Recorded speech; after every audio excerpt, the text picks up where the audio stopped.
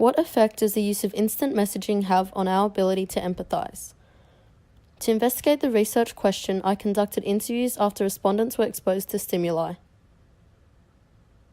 One storyteller was also selected, who shared an emotionally triggering story. Each respondent engaged in a conversation with the storyteller, with the topic of conversation being the emotionally triggering story. Respondent 1 and 4 engaged in this conversation in a face-to-face interaction. Respondent 2 and 3 engaged in conversation through Facebook Messenger. Each respondent was then interviewed by the researcher. The interview's purpose was to analyse the empathetic reaction of the respondent in regard to their conversation with the storyteller.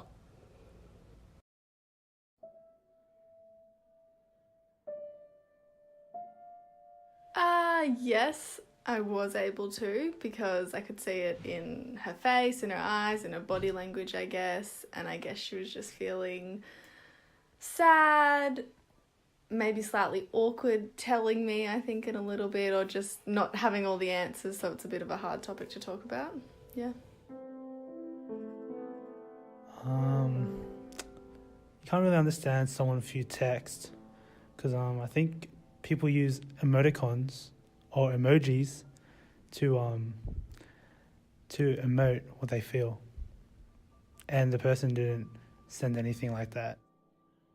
I felt that they were quite sad and upset, but I don't feel like it was... I just feel like it was harder to feel what she was feeling. I think I was able to understand because my dad went through, I went through a similar situation with my dad being sick as well, and it's just hard because, someone really close to you is unwell and you're just not sure what the future holds for them, and you're trying to give them all the support you can, but that they're internally suffering in a sense. So I could really relate to it, and I felt, a bit upset for Debbie as well. I don't think I placed myself in her shoes just because I wouldn't want to think about if I was in that position, but I could tell that she was upset and that would be hard for her and her family. Oh yes, most definitely. For I guess in that context, anyone can put their shoes. If grandmother has Alzheimer's, you can easily just picture it and see how they're feeling. Well, no, I couldn't in a way, because I felt like it would be better face to face, as I could see her emotions. And yes, I was able to put myself in their position because I've gone through a similar thing, as I've mentioned before, with my immediate family being very unwell, and I think it just made it easier for me to understand what they were going through because of similar situations that I've had to go through.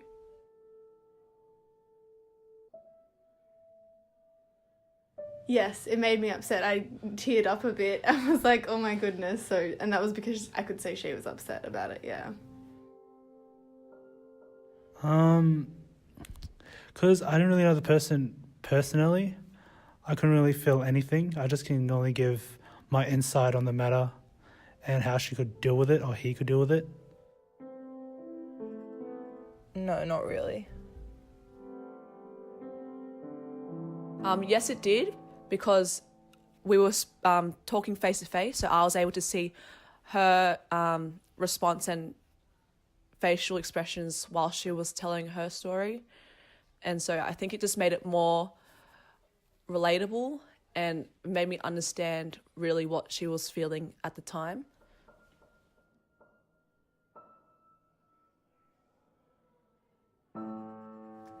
I think I was a bit quieter than usual because it was a bit of a heavy topic, and then eventually just said oh, I'm sorry, because I just wanted her to get everything out first. Yeah. Oh yeah, most definitely. For that subject matter, you gotta definitely be you don't really want to make them upset. There's gotta be neutral, just a neutral conversation, or neutral feedback on how they can deal with the matter. Yes, I did, but I found it hard to reply because I didn't know how she was feeling, because I couldn't see what her emotions and stuff. yes, because I know certain things you say may be taken the wrong way, because obviously it's a very sensitive topic. So I have to make sure I give appropriate responses in order for her to feel like I understand, which I do, and to make sure I don't make the situation like further upsetting for her.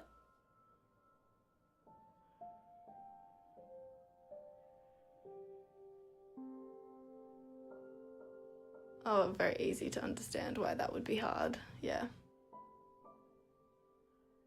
No, because they just straight up said that my mom has Alzheimer's. They didn't really give background information, so you can't really put like a bond or an attachment to the person or or whatever situation they were in. I feel like it was a bit of both, because on a personal level I could feel, because my grandfather was going through the same thing, so I felt what she was feeling, but it was hard to understand how her family was feeling. I think in a way, because with Alzheimer's, like I don't really know too many people going through a similar situation. So in terms of the actual sickness, I wasn't able to fully understand the extent of how much it would affect her. But in terms of just her immediate family being sick in general, I was able to understand, the difficulties of mentally preparing yourself for what the future holds for that person, as well as trying your best to give them proper support for them in the current scenario. I think I was able to understand that.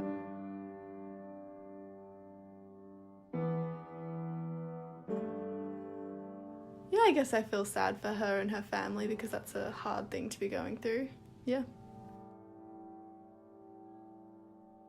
Yeah, so it's definitely made me reflect on Alzheimer's in general and how serious of an illness it can be, and most definitely don't want to experience that myself, but since I personally experienced, I just have no words. I wouldn't wish it on anyone else. Yes, it did, because I knew exactly how I was feeling about it, so it made me just feel for her and her family. Yes, it does, because her emotional well-being is something I'm concerned about, because I know it's something that's very hard to digest and also face in the future. Key differences were evident between the respondents who conversed face-to-face and those who conversed through online messaging. Question 1 assessed the ability to interpret the storyteller's emotion, a vital element of empathy. Respondents 1 and 4 were easily able to thoroughly describe the storyteller's emotion. Respondents 2 and 3 were unable to understand or interpret the emotion, nor comprehend the extent of it. Question 3 tested emotional cognition, whether the respondent had similar emotions triggered to those of the storyteller. Respondents 1 and 4 were both emotionally triggered and noted similar emotions to those they previously recognized in the storyteller. Respondents 2 and 3 did not seem to be personally emotionally affected, nor did they exhibit similar emotions to the storyteller. Question 5 assessed peripheral responsivity, the ease or difficulty of the responder in understanding why this was emotionally triggering. Respondents 1 and 4 were both easily able to understand why the storyteller's emotions were provoked in this situation. Respondents 2 and 3 didn't feel as if they could comprehend the personal situation of the storyteller or why this caused an emotional reaction. Through the research, other information was also discovered.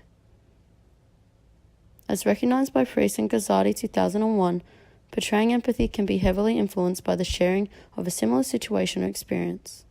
This phenomenon is supported within this study, with respondents 3 and 4 having experienced similar situations to the storytellers.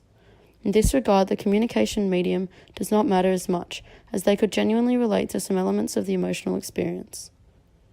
It is therefore possible that shared experience between individuals may influence our ability to empathise regardless of medium. Finally, this research concludes that instant messaging affects our ability to empathise. This is particularly prevalent in our reading of emotion, emotional cognition, and peripheral responsivity.